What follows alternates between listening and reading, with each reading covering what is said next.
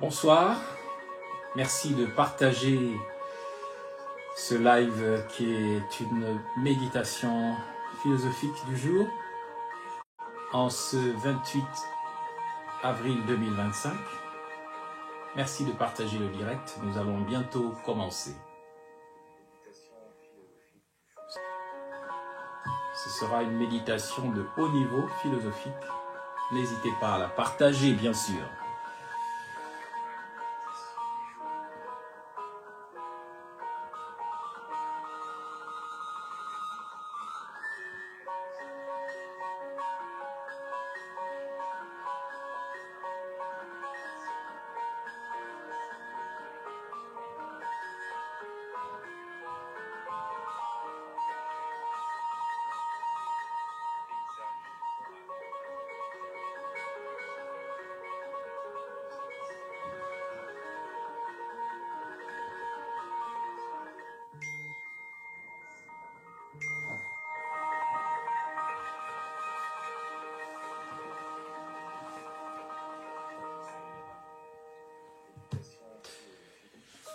Bien, nous allons commencer cette méditation fondamentale du jour. Nous allons commencer. Ici, la sagesse bantoue qui vous parle.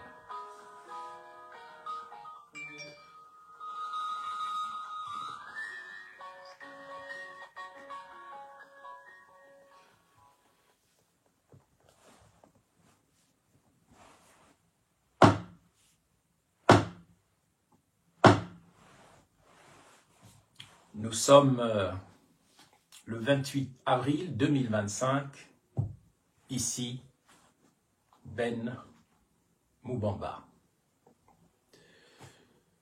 Mes chers compatriotes, chers amis du Gabon, qu'il me soit permis de m'adresser à vous en cette journée importante, puisque il y a exactement une semaine, le pape François décédait à 7h35, le lundi de Pâques au Vatican. Et bien sûr, le président de la transition gabonaise s'est rendu le samedi 27 avril 2025 à l'inhumation, autant pour moi, du pape défunt, après avoir assisté également cette année, curieusement, parmi tous les militaires putschistes d'Afrique, il a été le seul à être invité à la réouverture de la cathédrale Notre-Dame de Paris. Nous l'avons vu donc se rendre au Vatican après avoir été salué par les évêques catholiques du Gabon à l'aéroport, ce qui était une première dans l'histoire politique de notre pays et qui prouve à suffisance les liens entre le catholicisme gabonais et le nouveau pouvoir de notre pays. Cela mérite d'être signalé et être considéré comme un message très très important pour notre histoire. La question est de savoir si c'est une bonne nouvelle ou alors une continuation tout simplement du péril dans lequel la terre du Gabon est depuis 1472, depuis le XVe siècle, c'est-à-dire depuis l'arrivée des navigateurs portugais en 1472 au large de ce qu'on appelle aujourd'hui l'estuaire, suivi ensuite par les Hollandais, puis les Anglais, les Français et toute la cohorte de nos frères et sœurs venus du monde des mers et qui a débarqué donc dans notre pays, les uns pour l'enrichir, les autres pour le détruire. Mes chers compatriotes, en ce 28 avril 2025, je viens tout simplement délivrer une leçon de philosophie, peut-être que certains auront du mal à comprendre, mais au fur et à mesure, on comprendra l'objet de mes interventions, car même si sur le coup c'est parfois difficile à appréhender parce qu'il y a une dimension philosophique qui n'est pas forcément accessible sur le coup, il n'en demeure pas moins qu'aujourd'hui, notre pays a besoin d'être enseigné selon qu'il est écrit dans le prophète Amos. Je ne connais plus les références exactes, vous les retrouverez, mais vous trouverez dans les écrits d'Amos une parole qui dit « En ce temps-là, j'enverrai la faim dans le pays », la famine. Non pas la faim de manger du pain, là je paraphrase, mais la faim d'entendre la vérité, d'entendre la parole de Dieu qui est vérité.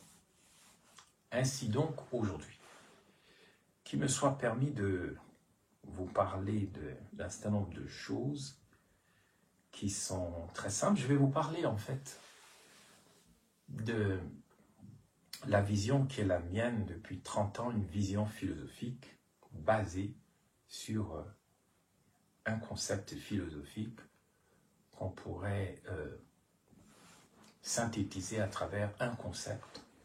Ce concept, c'est le concept de théopolis en grec, c'est-à-dire la cité des dieux, qu'on pourrait rapprocher d'ailleurs d'une œuvre inachevée du romancier ou de l'aviateur français, Saint-Exupéry. Cette œuvre inachevée, c'est donc l'œuvre qu'on appelle Citadelle. Donc la citadelle est à comparer avec ce concept que j'ai essayé de définir en tant que modeste apprenti philosophe pour que dans ce pays qu'est le Gabon, nous puissions accéder à la connaissance des principes, à la connaissance de certaines valeurs que sont les principes, que sont les normes dont une société a besoin pour pouvoir finalement s'épanouir. Mes chers compatriotes, aujourd'hui je viens vous dire ceci. On me connaît, Ben Moubamba, alias Imhotep, comme un homme politique qui a soi-disant chuté après s'être rallié à l'ex-président gabonais Ali Bongo d'octobre 2016 à octobre 2017. Mais les gens parlent moins de la modeste personne que je suis comme d'un philosophe au sens noble du terme, c'est-à-dire un amoureux de la sagesse. Ma manière de penser, la sagesse, je le reconnais, cette manière de penser convoque et en même temps provoque. Ma manière de penser convoque car elle pose la question du sens de la vie, chose qui ne se fait plus au Gabon. Quel est le sens de notre existence? À quoi servent nos vies au Gabon, en zone bantoue et en Afrique en général? C'est dans ce sens que ma manière de penser convoque les uns et les autres sur cette question de l'existence, du sens de l'existence. Cette manière de penser provoque, bien sûr, elle convoque, elle provoque. Elle provoque pourquoi? Parce qu'elle propose de repenser notre système de valeurs, de remettre en cause le système des réalités gabonaises, qui sont les réalités du Gabon moderne. C'est les réalités gabonaises qui ont été, comment dire cela, résumées par Jean-François Ntoutou-Méman, le théoricien du parti unique, derrière des termes tels que le progressisme démocratique et concerté, chose qui ne veut rien dire, mais qui voulait tout simplement dire que le Gabon moderne est soumis à la France-Afrique, à un certain catholicisme colonial, au matérialisme, comme un grand serpent blanc qu'on appelle donc les réalités gabonaises. Donc, à la suite de ce propos, j'espère que vous connaîtrez un peu mieux la philosophie, c'est-à-dire la manière de penser ou de vivre du docteur Ben Moubamba Imhotep. Je suis un jour au milieu des années 90, on était entre 1995 et 1996, je suis passé sur une autoroute luxembourgeoise devant un bâtiment où il y avait écrit en enseigne lumineuse Technopolis. Et au lieu de lire Technopolis sur cet immeuble qui existe toujours, j'ai entendu dans mon esprit, je ne parle pas comme les prophètes, j'entends dans mon esprit, non, c'est pas ça, mais j'ai eu une intuition, j'ai entendu comme le concept résonner dans ma tête de Théopolis. J'ai bien aimé cette résonance de Théopolis, c'est-à-dire la cité des dieux, ou la cité de Dieu, ou la cité de Dieu, en tout cas selon la manière de vivre des anciens Égyptiens, puisque je me rappelle bien que lorsque j'ai commencé mes études à Bordeaux de philosophie, avant d'avoir un doctorat à l'université de Reims, j'étais souvent abordé par un étudiant aîné camerounais qui m'appelait toujours quand il me voyait passer, il me disait « Petit, viens ici, tu sais, tu dois apprendre le kémitisme ou le kamitisme, la manière de vivre des anciens Égyptiens. » Je n'y comprenais rien et c'est seulement au fil des années que j'ai compris ce que ça voulait dire. J'ai tenté de développer au cours de ma vie le concept de Théopolis au sein du catholicisme français, je dois l'avouer, sans y parvenir. En 97-98, j'ai tenté de développer ce concept au Gabon sans succès alors que j'étais stagiaire à Radio Soleil et que j'étais revenu momentanément au Gabon. Ce n'était qu'une peine perdue puisque j'étais revenu au Gabon un peu trop tôt.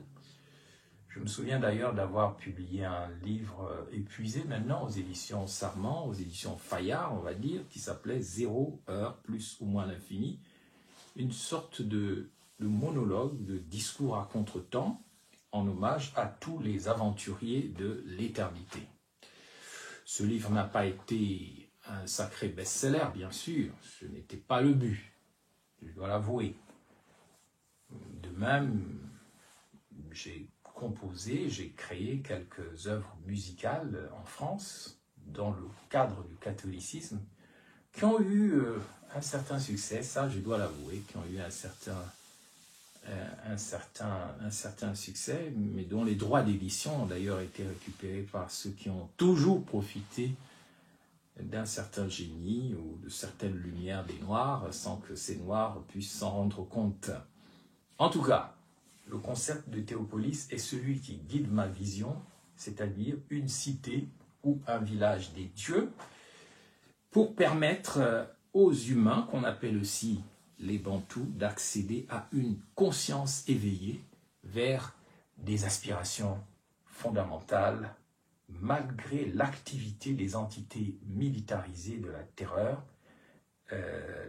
des âmes au plan universel dans ce monde. Je n'ai pas eu le temps ni l'opportunité de développer ce concept de Théopolis en France et ailleurs, car j'ai été absorbé par une vie personnelle et une vie privée, un travail un peu frustrant de journaliste, et aussi des responsabilités personnelles avec de jeunes enfants. Puis est venue la lettre ouverte, la politique, et puis le monde gabonais m'a connu sans savoir d'où je venais. Mais je tiens à parler de ce concept aujourd'hui, de la cité des dieux, ou la cité de Dieu, ou le village des dieux, parce que je crois que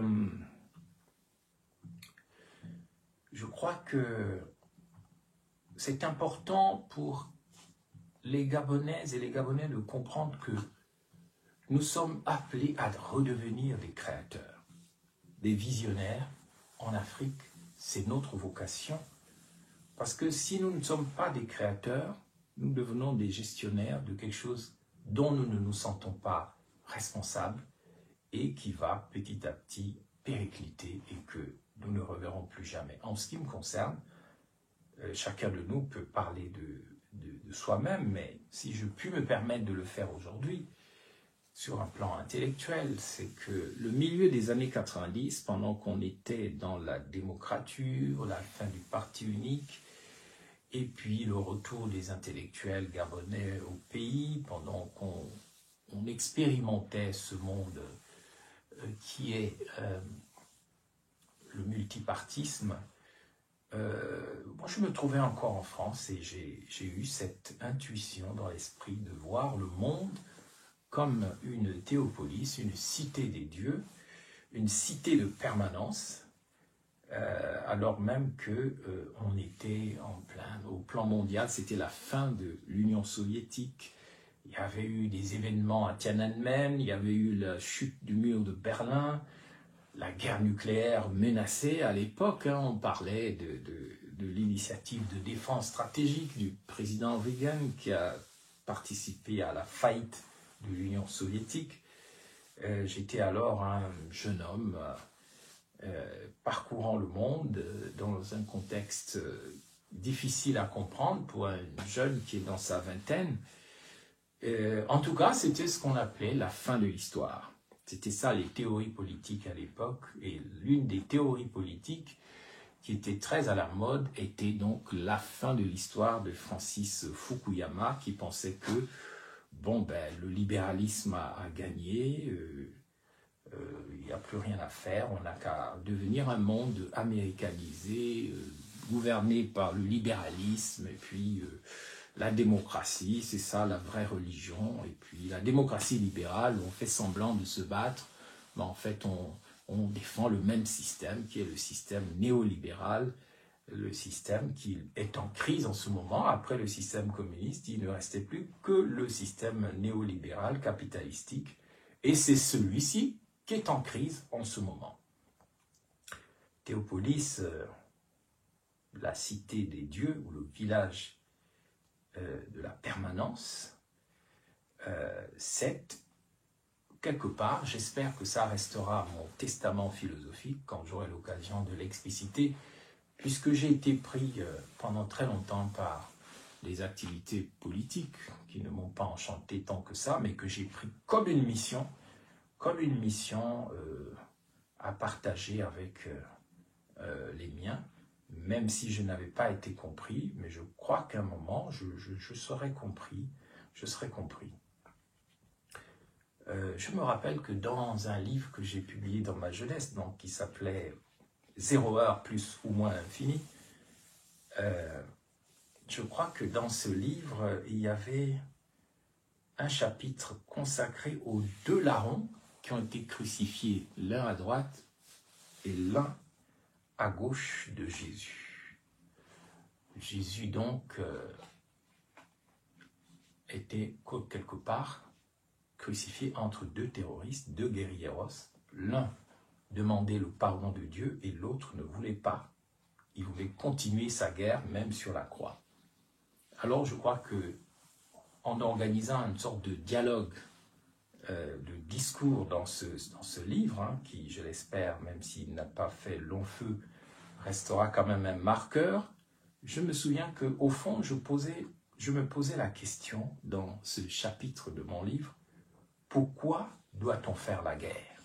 Je crois que la question se pose à tout Africain, tous ceux qui vont en émigration, tous ceux qui se sont battus comme Guillaume Soro en Côte d'Ivoire, comme le maréchal président Déby au Tchad, comme les Angolais qui ont perdu 500 000 Angolais dans une guerre civile qui a duré très longtemps.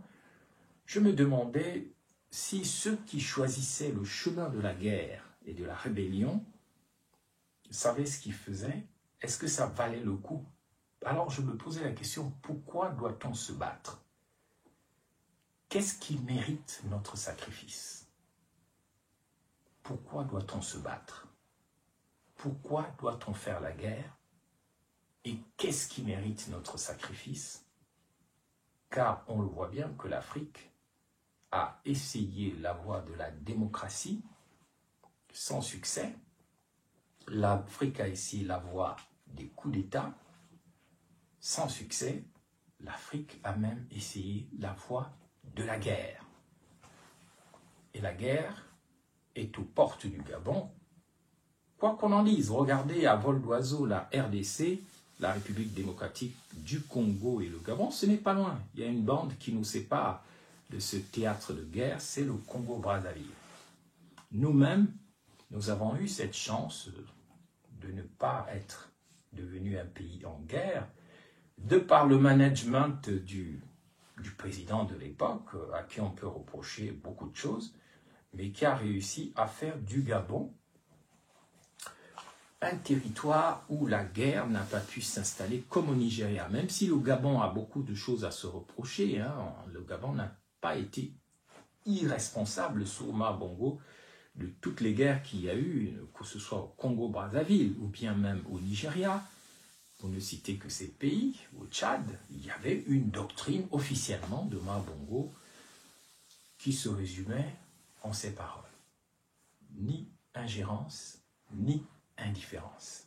Ça, c'était la doctrine de la paix de Omar Bongo. Ni ingérence, ni indifférence. Donc, le Gabon a toujours essayé d'être en paix avec tous ses voisins, d'essayer d'agir en faveur de la paix, d'autant plus que la France-Afrique nous avait manipulés dans l'affaire du Biafra, du Nigeria, où les avions partaient du Gabon pour aller bombarder le Biafra, mais là n'est pas le sujet. La question que je pose aux Gabonaises et aux Gabonais aujourd'hui, pourquoi doit-on se battre? Qu'est-ce qui mérite notre sacrifice? Et là, je suis dans le sens de l'existence. Parce que nous ne devons pas vivre comme des animaux qui vivent juste le temps de survivre une journée. Tu manges, tu bois, tu dors, tu ronfles, tu rêves, et tu te réveilles, et ça recommence. Et tu n'as aucune capacité de te projeter au-delà d'une vie purement animale, c'est-à-dire attendre de mourir. Vivre, ce n'est pas attendre de mourir. Vivre, c'est autre chose. Et le sens de l'existence doit commencer par cela, par cette question. Pourquoi dois-je me battre? Qu'est-ce qui mérite mon sacrifice? Donc, pour répondre à cette question, je me souviens d'un événement qui s'est passé dans mon enfance. Je devais avoir 11 ou 12 ans, j'étais petit séminariste à Libreville, près de l'ancienne gare routière, au séminaire Saint-Jean. Il s'est passé un événement très curieux où on a vu soudain une femme, une folle, arriver au séminaire. Il y a un grand parc. Il y avait un grand parc avec des arbres et tout. Et elle s'est mise à courir dans le parc. Et les enfants qui étaient là, les séminaristes, certains se sont mis à la poursuivre. Elle était dénudée, on voyait tous ses organes sexuels, ses fesses, elle était vraiment dans cette mère devenue folle ou traumatisée était là. Et j'ai vu qu'il y avait des enfants qui, dans leurs années où la puberté se développe, où on découvre cette pulsion, un groupe de jeunes a décidé d'aller la tripoter et on ne sait pas quoi faire avec elle. Et là, j'ai ressenti vraiment devant cette scène, c'est la première fois de ma vie et la seule fois de ma vie que j'ai ressenti l'envie de tuer. Je dis bien, c'est la seule fois de ma vie que j'ai ressenti l'envie de tuer. Devant ces groupes d'enfants qui étaient en train de persécuter une vieille folle, au point peut-être même d'exercer sur elle leur pulsion de jeunes adolescents excités. Est-ce qu'on devait accepter ou pas le viol d'un certain empire, d'une certaine cité? d'une certaine matrice intérieure, d'un certain village, d'une terre-mère, le symbole de la femme chez les Bantous, qui est son utérus, normalement, est un aéroport, c'est un village, c'est une terre sainte, même si elle est traumatisée. Et je ressentais à ce moment-là qu'il y a des frontières, en tant que pour nous, hein, c'est-à-dire matriarcat, le matriarcat, je ressentais avec certains autres enfants qu'il y a des frontières qu'il est monstrueux de violer à 11-12 ans. Donc, nous avons à ce moment-là organisé une contre-offensive hein, avec d'autres enfants en éprouvant la honte de voir d'autres enfants courir après une folle nue. Et on s'est dit, sans se parler, tout, mais pas ça. Tout, mais pas ça. Donc, nous avons pris les armes. Et nos armes, c'était des bâtons, c'était des cailloux. Et nous avons attaqué les enfants vulgaires. Et nous avons sauvé la folle à 11-12 ans. Nous l'avons vengée. Nous lui avons donné un drap et raccompagné à la porte. Et elle s'est mise à rire.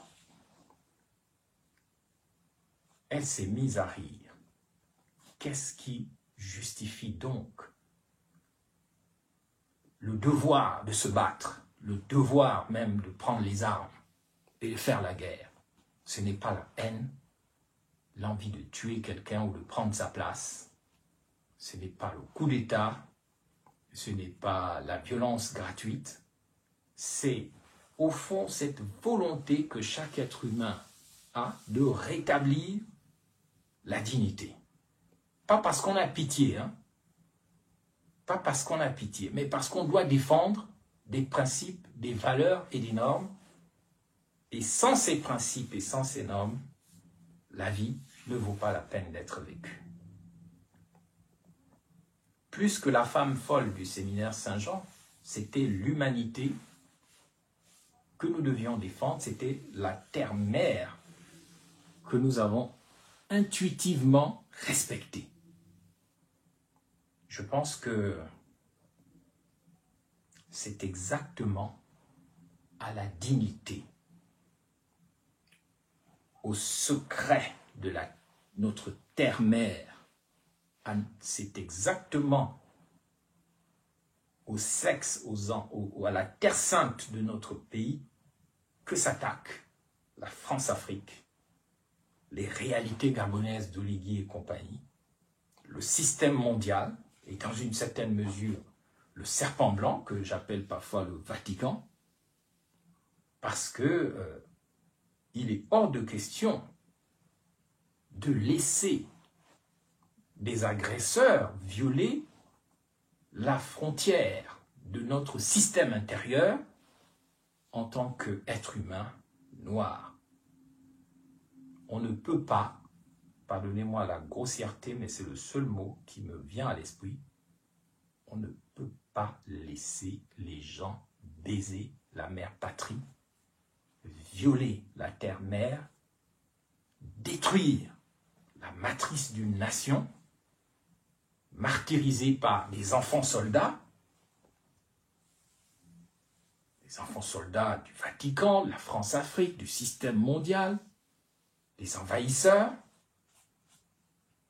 des fils de la perdition, impolis, des Mwanamboka, des enfants de la malédiction qui se croient tout permis en Afrique et au Gabon, juste parce qu'ils ont un peu de pouvoir dans leurs mains.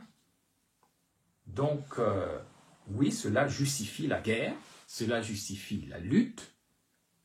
C'est une obligation pour nous de préserver la frontière, pas seulement des frontières physiques, mais il faut protéger la barrière invisible. C'est pour ça qu'on dit « Lan Nancy », ce n'est pas une insulte. C'est pour ça qu'on dit « Isongin Gujao ». C'est pour ça qu'on dit « le con de ta mère ». Même si elle est traumatisée. Les gens, le diable a inversé ça comme une insulte, mais en fait, c'est un appel de notre inconscient à protéger le mystère, le cacher, la matrice, le monde intérieur. Et c'est pour ça qu'on doit se battre, parce qu'il faut protéger ce qui doit être caché et qui ne doit pas être vendu à 100%, comme on le voit dans la question des matières premières, c'est-à-dire de ce qui sort du ventre de la terre-mère, le pétrole, le gaz, le manganèse, tout, allez, tout. Prenez 100%. Combien pour le pétrole de la Nyanga à Mayumba? Pour le Gabon, 9%. Combien pour la mine polymétallurgique de l'Ogooué Nord? 10% pour le Gabon. Vous êtes en train de laisser votre mère se faire violer par des Mwanamboka. Et vous ne voulez pas vous battre pour préserver l'intérieur de la matrice. En cela, on est maudit. Et ça doit s'arrêter. Dans une guerre, au sens fréquentiel du terme, dans une guerre, on ne se bat pas d'abord pour nos lois, notre patrie, nos mœurs. C'est pas ça que nous défendons d'abord. Hein. Nous défendons d'abord notre théopolis, notre cité des dieux intérieurs qui nous habitent. Ces dieux qui sont à l'intérieur de nous-mêmes. Nous défendons ce qui est sacré en chacun de nous. Et c'est différent de... Je vois ce qu'on voit avec les faux coups d'État qui n'ont aucun caractère ontologique, si ce n'est de servir les intérêts de la France-Afrique, du système mondial, du Vatican, de tous ceux qui sont là juste pour violer notre mère patrie. Et nous laissons faire.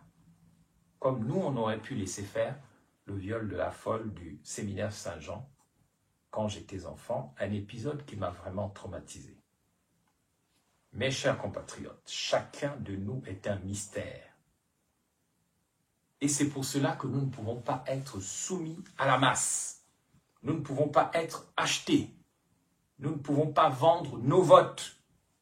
On va voter, et puis après, on va derrière la maison, et on vous remet un peu d'argent, et à voter, et puis, oh, la démocratie a parlé, Oligui Nguema est président, oh yeah. Mais nous ne pouvons pas. Nous ne pouvons pas vendre nos secrets, nous ne pouvons pas vendre notre intimité, nous ne pouvons pas laisser nos organes être exposés, notre intériorité, parce que c'est là une énigme. Et cette énigme, elle est importante parce qu'elle nous définit. Si on connaît votre intériorité, on sait tout de vous, et alors on peut vous tuer ou on peut avoir peur de vous. Mes chers compatriotes, le nazisme a voulu en fait détruire l'empire intérieur des Juifs, l'empire intérieur de l'Occident. Mais les Allemands ont perdu la guerre mondiale, la Deuxième Guerre mondiale, mais les nazis ne l'ont pas perdu. Ils sont partout. Savez-vous que Jacques Foccart, qui a inventé la France-Afrique, était un nazi? Savez-vous que Conan, tous ces militaires, policiers qui sont venus inventer le système de sécurité gabonais, comme Conan, ceux qui ont tué Doukakas Ndiengi, et tous ceux qui ont tué les Germain-Ba et tout ça, savez-vous que c'était des gens qui avaient des tendances nazies? Ils se sont répandus dans le monde, sur tous les 5 continents, et c'est toujours leur idéologie qui domine le monde.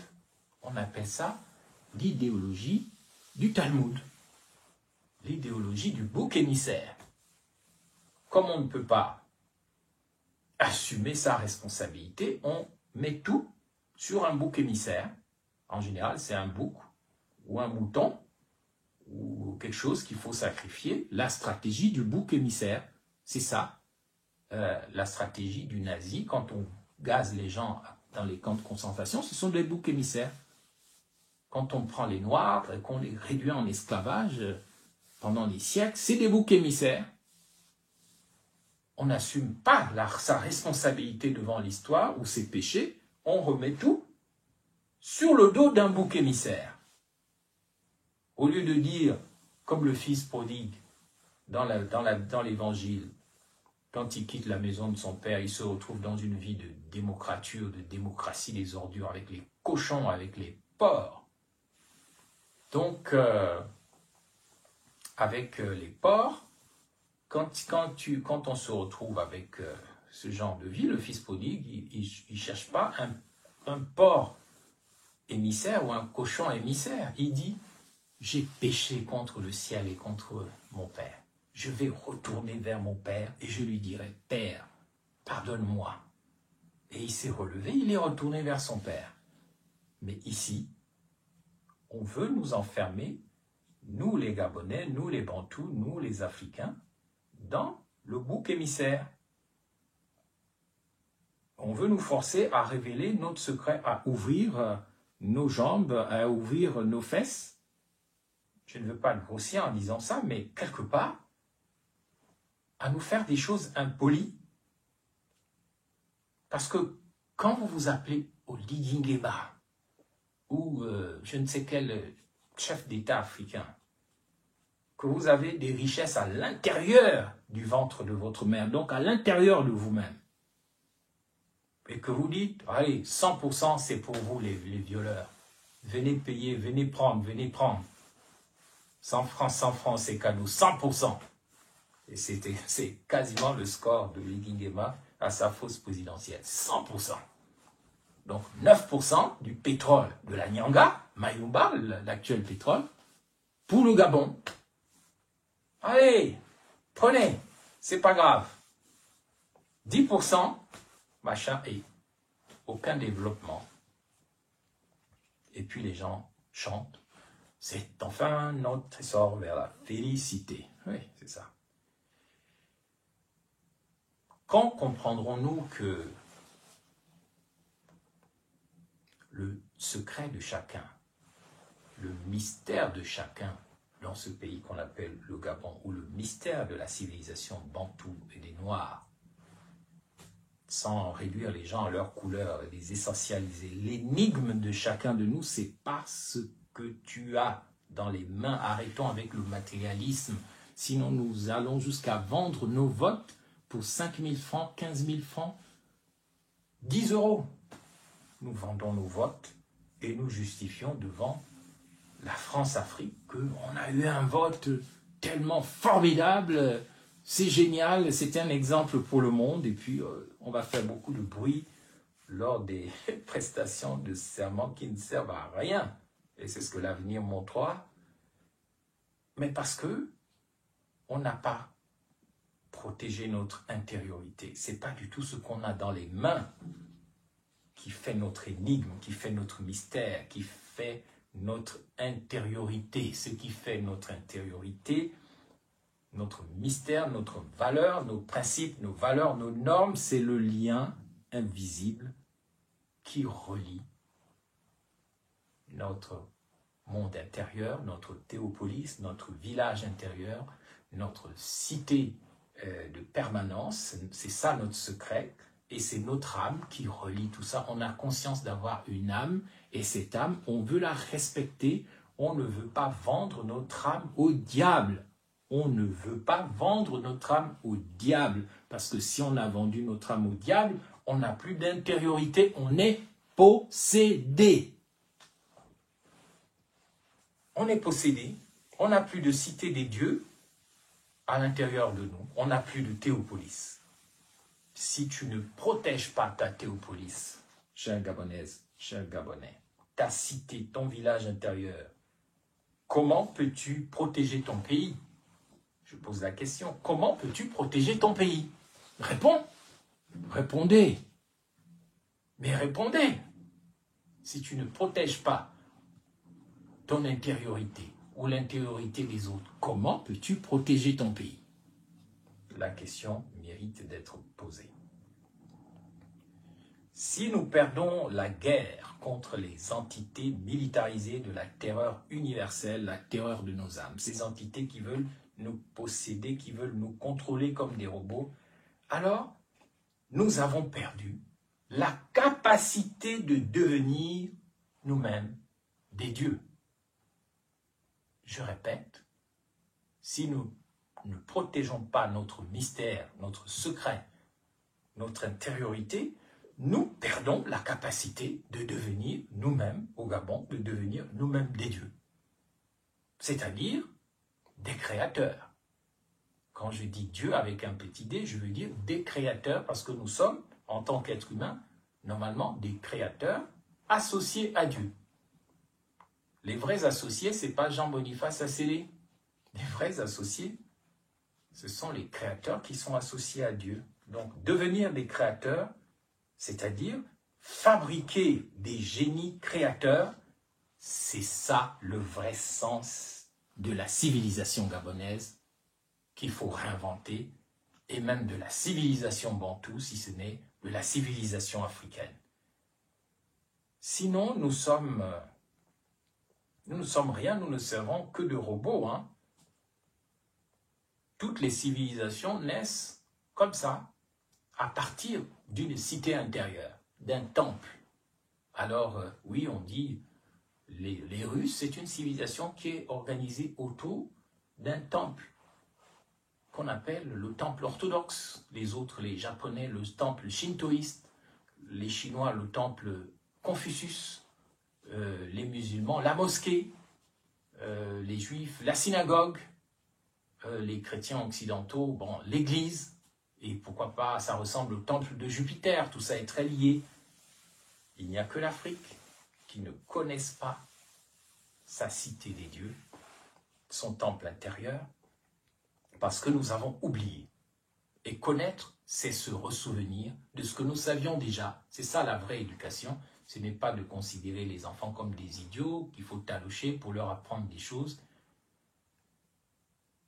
En réalité, la vraie éducation, c'est permettre aux enfants de se souvenir de ce qu'ils savent déjà.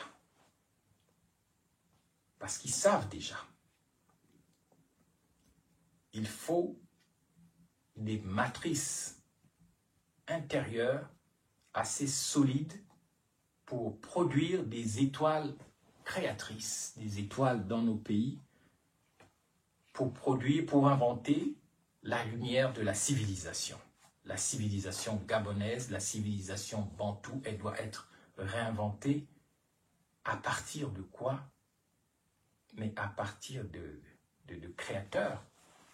Nos pays, nos mondes manquent de créativité, et ce n'est pas en confondant les banjas uniquement ou je ne sais quelle pratique comme étant des lieux ou des symboles de notre monde intérieur. Il faut aussi se demander, est-ce que c'est le bon, c'est le bon village, le banja? Est-ce qu'il ne faut pas revenir encore plus vers la source de tout ça? Est-ce qu'il ne faut pas revenir vers le kémétisme, vers le pharaonisme, vers ce qu'on appelle aujourd'hui l'Égypte, et qui n'était pas l'Égypte bien avant? Nous devons créer une civilisation, c'est-à-dire un espace où chacun est responsable de tous. C'est ça la civilisation. Je répète, une civilisation, c'est un espace où chacun est responsable de tous. Ce n'est pas le monde du chacun pour soi. Ce n'est pas le monde du moi, du je décide, j'ai fait, j'ai payé, moi. Tout doit revenir à moi, tout doit partir de moi et tout doit revenir à moi. C'est pour ça que ce qui se passe au Gabon est nul et de nul effet, parce que ça part d'une mauvaise base. Il n'y a pas de civilisation possible au Gabon tant qu'on n'a pas un espace où chacun est responsable de tous. Où il n'y a personne qui soit achetable. Parce que tout le monde se sent responsable de chacun aussi. Chacun est responsable de tous, mais tous se sentent responsables de chacun. Et donc, on ne peut pas laisser une vieille folle se faire violer dans un parc. Et on ne peut pas permettre les crimes rituels. On ne peut pas laisser un bébé comme Rinaldi disparaître sans répondre à la question « Où est passé cet enfant ?» Parce que chacun est responsable de tous. Chacun est responsable de tous et tous sont responsables de chacun. Si nous ne créons pas un tel univers au Gabon et en Afrique, nous sommes en voie de disparition définitivement. Et donc, comment on crée une civilisation? On crée une civilisation parce que chacun se sent responsable de tous. Et je prends un exemple, dans un pays comme le Gabon ou les pays africains, où les gens ne se rendent même pas compte que c'est dangereux de ne rien créer et de ne faire que recevoir ce qui se crée ailleurs. Alors, prenons l'exemple du clou. Si enfin on se disait, mais en Afrique il y a du cuivre, comment n'a-t-on même pas une usine pour fabriquer des clous? Mais si quelqu'un sait fabriquer un clou, il sait que son clou va servir à faire marcher un bateau, à faire rouler une voiture. Même si c'est une création modeste, il sait que cette civilisation-là qui fonctionne avec des avions, avec des voitures, avec un peu de technologie, il sait que lui-même, il est dedans. Il est co-créateur de tout ça. Son clou qu'il a fabriqué, c'est ce qui a permis aux gens d'avoir des chaussures, parce que les clous là ont cloué des chaussures, et si les gens marchent grâce à ma chaussure, c'est grâce aussi à ma clé. Mon clou, autant pour moi.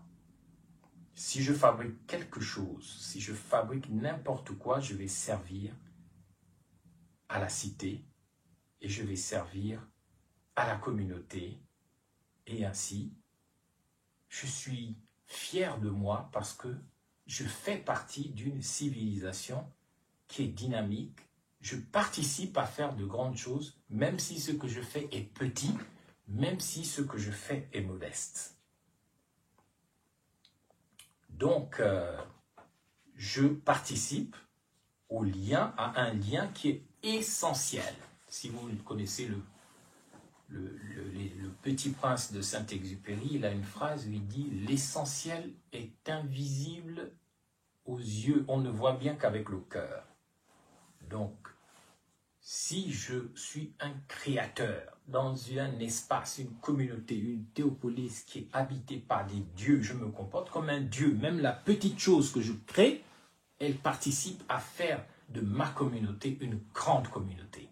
Et c'est ce qui manque au Gabon, c'est ce qui manque en zone bantoue, et c'est ce qui manque de manière fondamentale à la civilisation africaine qui a du mal à se poser comme une civilisation parce que on néglige les plus petites choses, parce que nous pouvons manger une mangue au Gabon sans penser aux générations futures. Si le Gabon est une civilisation, quand tu manges ta mangue, tu prends le noyau et tu vas le mettre dans la terre n'importe où. Ça veut dire que ceux qui viendront après toi, dans 10, 15, 20 ans, ils mangeront des mangues grâce à l'acte civilisationnel que tu as posé. Alors on politise tout, on croit que tout se réduit à la politique, et donc on n'avance pas parce qu'on ne se sent pas responsable d'une civilisation coordonnée à travers des actes essentiels que chacun pose. J'ai parlé du noyau d'une mangue qui peut donner un arbre, mais on va le jeter sur le goudron, il va pourrir, et toute la puissance qui est dans cette mangue va disparaître. Et on pense que c'est parce qu'on a soi-disant élu quelqu'un qu'on a enfin trouvé la solution, parce que c'est toujours le grand frère, c'est toujours l'autre, c'est toujours le grand, c'est toujours quelqu'un d'autre qui est notre maître, et nous développons des comportements d'esclaves, et non de théopoliciens, c'est-à-dire des habitants d'une cité ou d'un village des dieux, qui fait que ce corps, c'est la cité des dieux. Ce corps de Gabonais, d'Africains, de Bantous, c'est la résidence non pas du diable, mais la résidence des dieux, la résidence des génies, la résidence de la providence. Parce que cette attitude infantile Nous, on croit que c'est le grand frère qui va toujours tout régler dans nos vies et non nous-mêmes. Mais c'est une insulte à Dieu, au Créateur suprême, parce que c'est comme si le Créateur suprême s'était trompé en t'envoyant dans ce monde. Il t'envoie dans ce monde pour co-créer le monde avec lui. Mais non, toi tu dis, machin va faire, le président va faire, le roi va faire. Mais en réalité, le président, c'est lui qui a besoin de toi. C'est pas toi qui as besoin de lui. Parce que sans toi, il ne pourrait rien faire. Il ne pourrait même pas s'habiller. C'est pas lui qui invente ses vestes. C'est pas lui qui invente ses boutons de veste. C'est pas lui qui invente sa nourriture. Tout ça, ça vient de petites gens qui négligent leur pouvoir. Aujourd'hui, la politique est mal faite au Gabon et en Afrique et en général, même dans le monde, la politique, c'est-à-dire le pouvoir de quelqu'un qui croit que c'est lui le chemin, la vérité et la vie, alors que la gestion du pouvoir est secondaire dans un monde où chacun se sent Dieu, se sent non seulement habitant de la cité des dieux, mais il se sent lui-même le village où habitent les dieux. Il n'a pas besoin que de se mettre en conflit avec celui qui exerce des responsabilités, parce qu'il n'est rien. Ce n'est qu'un serviteur de la cohérence du groupe, un lien, mais ce n'est pas quelqu'un qui peut te prendre pour un moins que rien. Parce que dans un monde où c'est une vraie civilisation, où les gens sont des créateurs et non des gens qui ne valent rien, qui négligent leur pouvoir créateur, dans ce monde-là, le pouvoir du président, du roi, de tout ce que vous voulez, n'est qu'un ciment pour la conscience des gens qui veulent juste appartenir à une civilisation. Ce n'est pas un dieu, le roi ou le président. C'est juste un lien, un ciment entre les âmes. C'est un moyen de communication. Ce n'est pas autre chose. Ce n'est pas lui qui crée la richesse. Ce sont les créateurs. Dans ce contexte, le village, la cité des dieux, la cité de permanence, la théopolis, est un lieu où le pouvoir est secondaire. Les gens n'ont pas besoin de s'entretuer pour le pouvoir, de diviniser le pouvoir. Et ça change vraiment la manière de vivre des gens. Ça ne change pas seulement la manière de vivre des gens, ça change même la manière de concevoir la mort. Or, la mort au Gabon, c'est un problème. Normalement, mourir n'est pas un problème pour des gens qui sont des créateurs, qui sont des membres d'une civilisation. Parce que même mourir, donc la vie n'est pas un problème, c'est un lieu de création, c'est une occasion de créer, mais la mort n'est pas non plus un problème. Parce que c'est un lieu où tu échanges ta vie en tant que créateur. Tu échanges ta vie comment? Tu donnes un sens à ta mort parce que tu échanges quelque chose dans ta mort. Dans la vie, tu échanges ton savoir, ta création. Quand tu es musicien, tu échanges ta musique contre quelque chose. Quand tu es cordonnier, tu échanges. Quand tu es créateur, par exemple, tu peins ou tu es ingénieur, tu échanges ton savoir. C'est ça la vie, tu es un créateur. Tu crées le monde.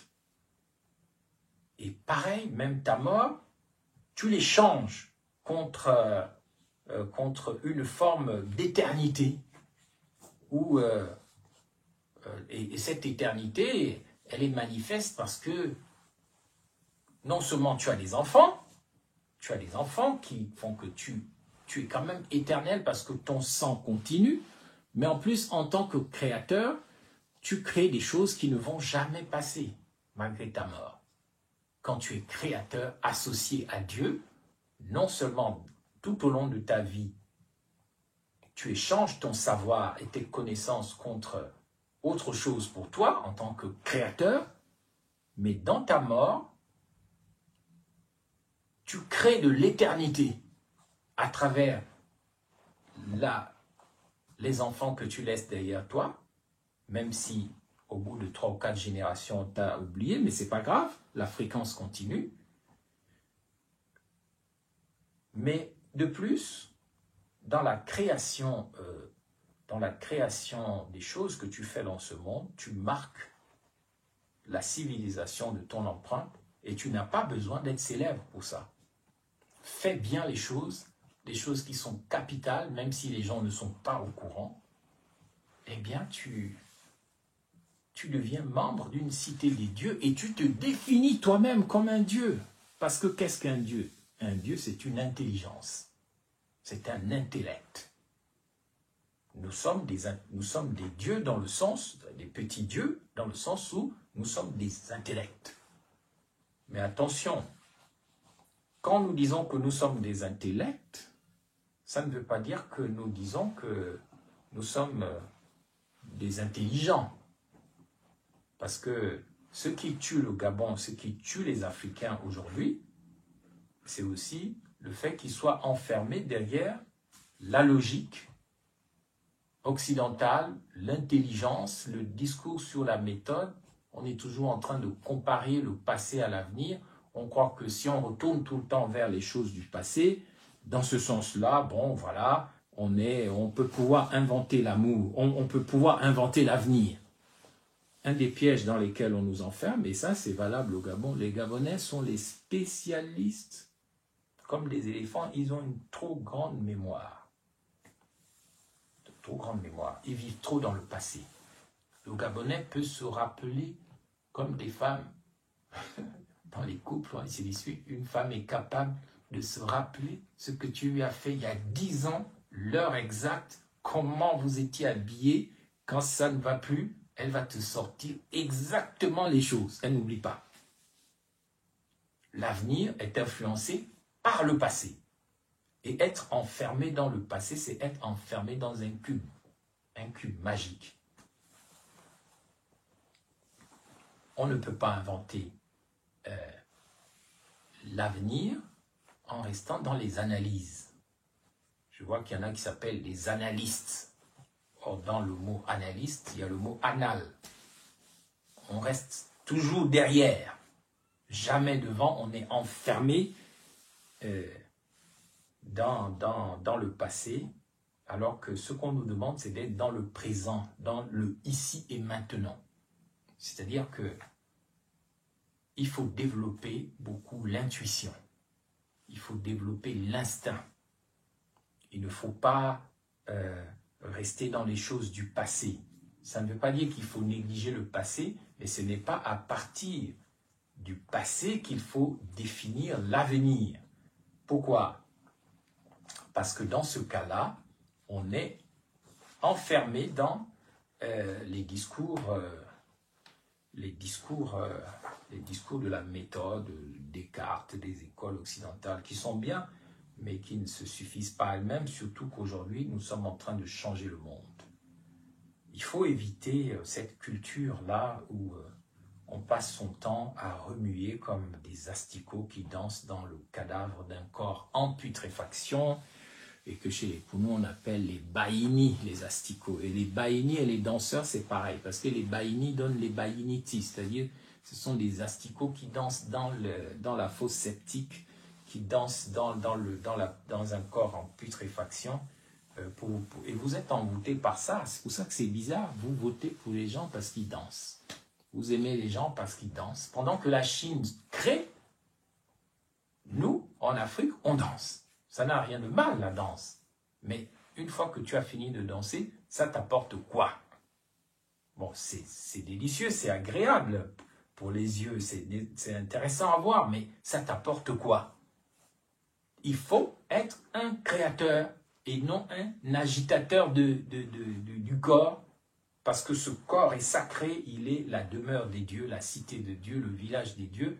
C'est bien de l'agiter dans la danse, mais attention, il faut aussi l'agiter avec le QI, le quotient intellectuel, pas seulement l'autre quotient, je n'ose pas le répéter, la lettre. Il faut être un créateur et non un gestionnaire par la danse, quelqu'un qui sait seulement s'agiter. comment doit-on faire? Comment doit-on faire? Il ne faut pas s'enfermer dans les discours qu'on a entendus à la façon des perroquets gris, qui sont très bien, les perroquets de Tsamba Magosi, de nos forêts, ils répètent tout bien. Et ils se croient intelligents. Ils font répéter la Bible, le Talmud, les versets, la Torah, le Coran, les livres scolaires, universitaires, la musique et tout. Bah, quand on répète, on ne crée pas. C'est bien de connaître toutes ces choses, mais il ne faut pas s'installer dans la répétition parce qu'au fur et à mesure qu'on répète les mêmes choses comme des perroquets, on s'use. On s'use et on ne craint rien, on est usé. On devient des stratèges. Ah, c'est sûr. Les stratèges, on en voit beaucoup dans la diaspora gabonaise rentrée au Gabon. Ils se définissent comme des stratèges. On s'en fout des stratèges. Ce dont on a besoin, c'est des créateurs. Parce que les stratèges, ils ne pensent qu'à répéter les analyses, les discours sur la méthode. Ils sont tout le temps dans le passé, mais ils ne peuvent pas se projeter dans l'avenir parce que seule l'intuition, seul le cœur, seule la protection de son secret, de son énigme, peut nous permettre d'inventer l'avenir. En aucune manière la logique. C'est la créativité qui compte, c'est pas la logique. C'est pas la répétition, c'est la création. C'est un cours de philo que je vous donne, accessible à tout le monde en ce moment et que je vais bientôt terminer. L'intelligence et la logique nous enferment dans le passé. Toi, à tel jour, tu as fait ça, tu m'as fait ça, tu as fait ceci. Oh, machin, oui, tu étais au PDG. Oh, tu as fait ça, machin. Oh, nos ancêtres, prions nos ancêtres, tout. L'intelligence et la logique nous enferment dans le passé. En tout cas, on ne peut pas inventer l'avenir à partir du passé. On peut inventer l'avenir en créant dans le présent, dans l'ici et maintenant. Donc, le passé est forcément différent de demain. Ne négligeons pas le passé, mais cessons d'être prisonniers du passé et de vivre toujours la même chose tous les jours. On répète, on n'avance pas. Nos pays n'avancent pas. Mais voyez, la Chine, elle était pauvre il y a moins d'un siècle. Regardez la puissance qu'elle est devenue parce qu'ils ont développé l'harmonie intérieure et la création. Ils ont inventé ce qu'on appelle les 5 modernisations de la Chine. Et nous, on va aller encore là-bas se prosterner devant des gens qui nous regardent, qui nous disent « Mais vous, qu'est-ce qui vous empêche d'être des créateurs comme nous ?» Vous allez aller supplier les Russes, les Chinois, vous comporter comme des manjangos, c'est-à-dire des brouteurs, alors que seul l'acte créateur engendre les événements. Les événements ne viennent pas par magie. C'est pas dans la culture du grand frère. Oh, l'autre, il est super parce qu'il danse, parce qu'il a sauté en parachute avec le drapeau gabonais dont il ignore même la signification des couleurs. Dès que je pourrai, je vous donnerai un cours très profond sur la signification des 3 couleurs du Gabon qui ont été inspirées par les dieux. Moi, je ne faisais partie des gens qui n'avaient pas compris encore le sens caché des couleurs du Gabon qu'il faut lire de bas en haut et non pas de haut en bas. Parce que dans les cultures hypocrites et sataniques, quand on lit de haut en bas, c'est qu'on te méprise, on te regarde de haut en bas. C'est un mépris. Mais pour comprendre le sens profond du drapeau gabonais, ce que j'ai fait, il faut le regarder de bas en haut. Mais je ne vais pas en parler maintenant parce que les gens ne comprennent pas quand on leur parle. Un jour, je vous expliquerai quel est le sens du bleu. Parce que moi, je lis le drapeau gabonais de bas en haut, du bleu, du jaune et du vert. Ça n'a rien à voir avec ce qu'on pense être ce que c'est. Non. Vraiment, les dieux qui nous ont inspirés, ces 3 couleurs nous ont bénis. Et un jour, un sage ou un philosophe nommé Imhotep vous expliquera, quand le temps sera venu, ce que ça veut dire. En tout cas, Pour finir, seul l'acte créateur peut engendrer le futur. Ce n'est pas les commentaires, les longues bouches, parler du matin au soir, sans vouloir s'agresser, se balancer des pamphlets. On ne crée rien là-dedans. On ne crée rien. C'est pourquoi, dans les événements, on ne comprend pas les messages de Dieu. Par exemple, évidemment, quand vous ne comprenez pas quelque chose, cette chose finit par s'autodétruire elle-même parce que ça ne sert plus à rien. Quand vous voyez en avril 2019, quand Notre-Dame de Paris a brûlé, les gens diront « Ah, c'est la fin, c'est la fin ». Mais c'était un message pour vous dire que vous avez transformé un endroit sacré qui a été créé par des créateurs dans un but précis, mais ce n'était pas pour avoir des touristes qui défilent du matin au soir, qui font des photos, et ça devient juste un objet qu'on vient regarder comme de la curiosité, donc ça brûle. De même le Gabon qui est le paradis enseveli. Si les gens qui vivent, qui se définissent comme des Gabonais ne comprennent pas ce qu'est le Gabon, il n'y a aucune raison que le Gabon demeure. Dieu permettra que le Gabon disparaisse, à moins que des consciences éveillées comprennent que le Gabon nous appelle à redevenir ce que nous devions être depuis longtemps, c'est-à-dire des créateurs. Mais pas des maudiats qui suivent des maudiats. On étrangle un enfant comme Rinaldi, personne ne manifeste.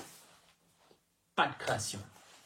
La musique, les arts, des choses très profondes, au balango, ça tombe à un niveau zéro. Les ingénieurs gabonais, on ne sait pas où ils sont cachés. Les grands penseurs, on ne sait pas. On est devenus des dogmatiques catholiques, protestants, éveillés, musulmans, maçons, rosicruciens, tous. Mais les créateurs, on les cherche avec une torche indigène. On ne sait pas où sont passés les créateurs. Alors on a une vision du Gabon qu'une vision inutile, parce qu'elle n'est pas divine. Une vision inutile. Elle n'est en aucune manière divine. Penser que le Gabon, c'est juste du matérialisme, c'est juste des bars, c'est juste des églises où on fait du bruit, c'est juste des banjas où on fait des fétiches, on mange du boga, c'est juste la recherche effrénée du plaisir, de l'argent. Mais ce n'est pas digne de la vocation des Gabonais, du Gabon. Et donc, si ça continue comme ça, le Gabon ne sert à rien. Et donc, comme Notre-Dame de Paris, le Gabon ne peut que brûler. C'est le message que je voulais vous délivrer aujourd'hui. C'est un appel à redécouvrir que nous sommes des créateurs. Nous devons créer une civilisation. Chacun est utile. Et que le chemin que nous prenons, le chemin politique, uniquement politique, matérialiste, sans valeur et sans saveur, c'est un mauvais chemin qui nous coûtera très cher. J'en appelle donc à la responsabilité du peuple gabonais. Nous devons réussir à donner un sens à nos vies, parce que la vie n'a plus de sens au Gabon. La vie n'a plus de sens. C'est pour ça que la jeunesse gabonaise, la jeunesse africaine ne rêve que de partir vers des chemins qui ne mènent nulle part. Parce qu'à partir du moment où la vie n'a plus de sens dans un monde sans repère, sans créateur, et uniquement un monde où on croit que c'est un seul homme qui est le chemin, la vérité et la vie, alors ce pays est comme une cathédrale qui n'a plus de valeur, c'est un pays qui n'a plus de saveur, c'est un pays qui n'a plus de principes, qui n'a plus de normes. Mais je crois au peuple gabonais. Je crois que le peuple gabonais va revivre. Je crois que nous allons y arriver. Malgré les difficultés du moment, nous allons y arriver. Malgré les souffrances de la période actuelle, malgré les incertitudes, nous ne pouvons qu'y arriver. Et c'est sous la musique du grand musicien Liszt que j'espère faire découvrir aux gens que je vous quitte en cette année 2025, qui est l'anniversaire d'un grand quelqu'un au Gabon, mais que le Gabon n'a pas célébré, ce qui est la preuve que ce pays reste à inventer. Je vous remercie.